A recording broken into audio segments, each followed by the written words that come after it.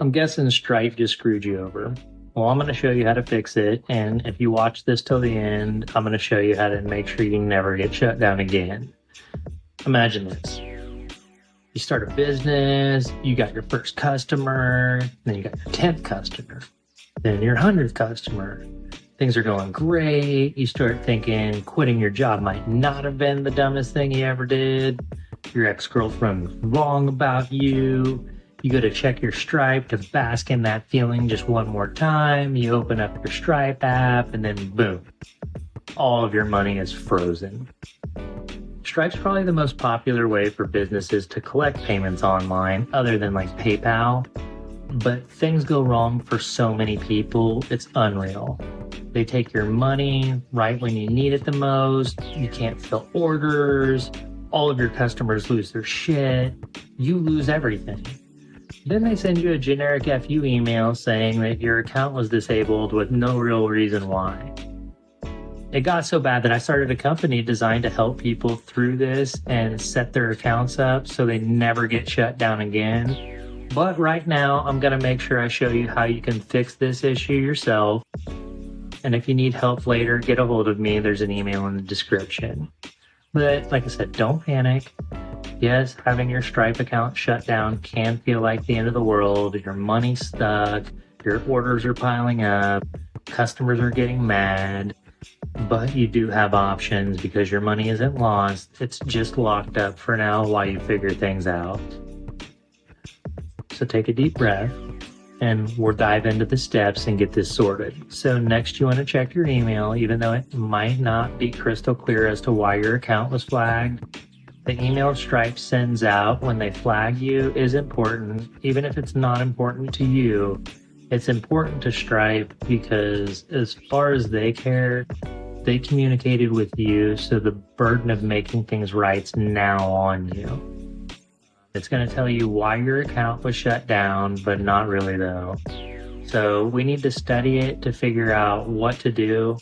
Sometimes it's an easy fix, but more often than not, we're going to use the email to come up with pretty much like a sales pitch on as to why they should give you the time of their day and hear you out on your issues.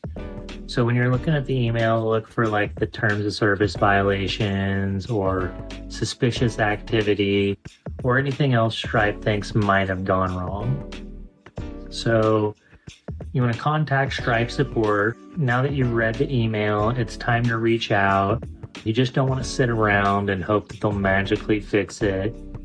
You've got to be proactive. And like I said before, as far as they're concerned, they communicated with you, so now it's on you. When you write them, just think of it as a way you're writing a sales pitch.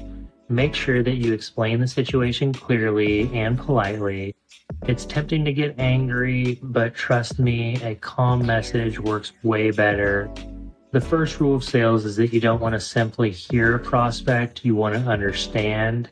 So start your message off by acknowledging what may have went wrong and how you understand their policies are important and they're there for a reason. Like a quick example of what to say in your email is, "Hi, my name's Ron. My Stripe account was recently shut down. I received an email saying it was because of ... whatever, was in the email. Can you provide more details and let me know how I can resolve this? I understand that there may have been something that went wrong. I respect the policies and I know that they're important. So I'm looking for a further clarification on what I need to do to resolve this for both you and for me and for my customers. I'm currently processing, whatever dollar amount you're doing every month, and I want to keep providing value to your company using Stripe for years to come as my business grows, and thank you sincerely for your time and your help. Notice how we were nice and we were respectful. We made it clear that we read their email and we respect their policies. And we told them that it would be a good idea to continue working with us and painted a picture as to why. And we thanked them for their time. Send it off, be patient while they respond. Usually it takes a few days, but in the meanwhile, don't just do nothing. Keep things moving on your end. Complain on Twitter. This step might sound like it's a joke, but it's not. Stripe cares a lot about their reputation, so they have a full-time staff specifically designated to keep outrage as low as possible on Twitter. We wrote nice in the email because it's a closed space, and Stripe essentially has the power to choose whether or not to help you at all. But Twitter's a public forum and bad reviews spread quickly.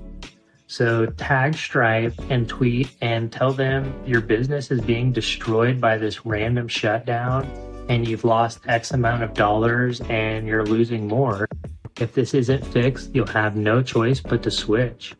Chances are they'll probably reply to your tweet and send you a DM offering to help. So now you don't just have one area of support, you have 2 agents on the task, so you might be able to get a reply quicker than otherwise would. And once you've heard back from Stripe, this time to fix whatever the issue they flagged, this is probably the most important step because it determines whether your account ends up back online or not. Here are the most common reasons Stripe shuts down an account and the way to fix them. Suspicious activity. If Stripe thinks your payments look suspicious, like getting a lot of payments at the same time or seeing an unusual spike in small payments, they might stop your account. And to fix this, explain why your business gets payments like that. Maybe you had a big sale or a seasonal event. Just help them understand that nothing shady is going on. Too many disputes or chargebacks. A dispute or a chargeback happens when a customer says, I didn't authorize this charge, or I want my money back. If you're getting too many of these, Stripe might flag your account too.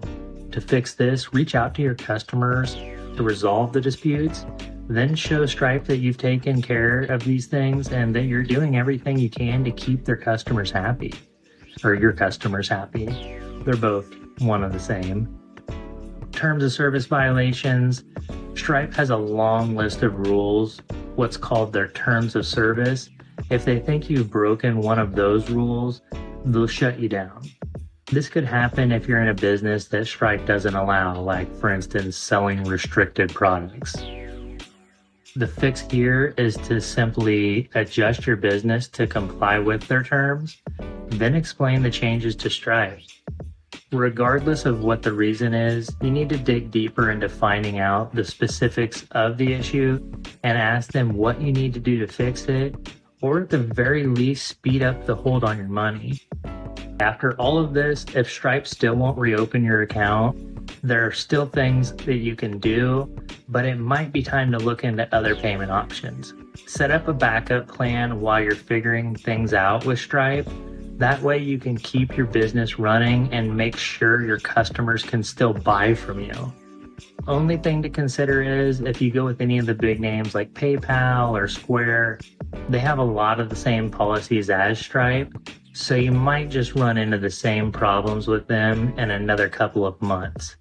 You don't want to be in that situation again, so you can look into those options, but your best bet is a processor that actually is designed for your niche.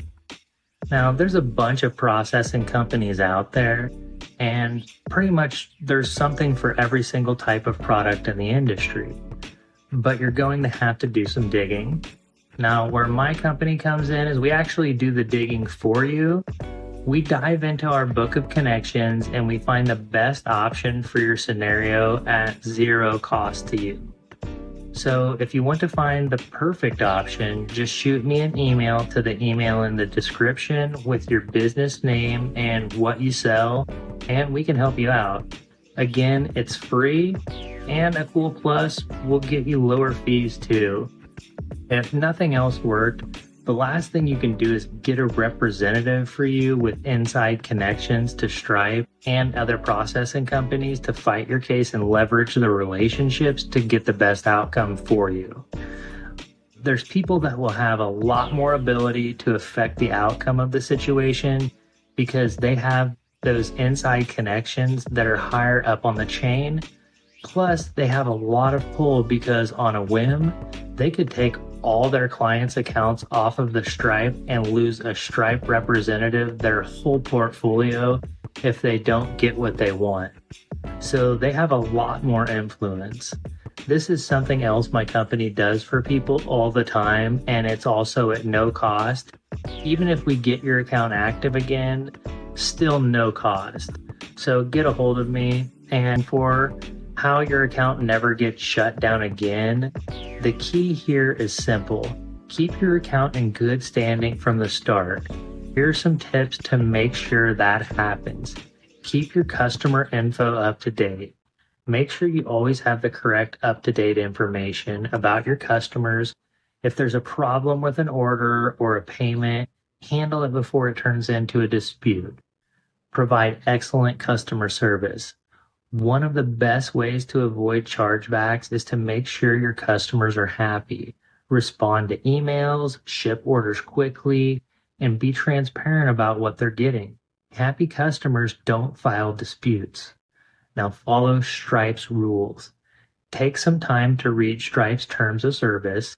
I know. Who likes reading long, boring legal stuff? But trust me, it's worth it. By knowing the rules, you can avoid accidentally breaking them. Have a better backup payment processor. Even if Stripe is your main payment processor, it's smart to have a backup like PayPal or one of the niche specific processors that I recommend.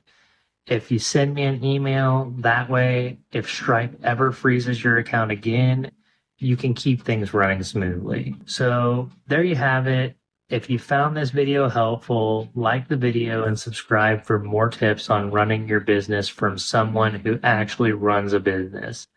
And like I mentioned before, if you need any help, feel free to reach out. My email is in the description.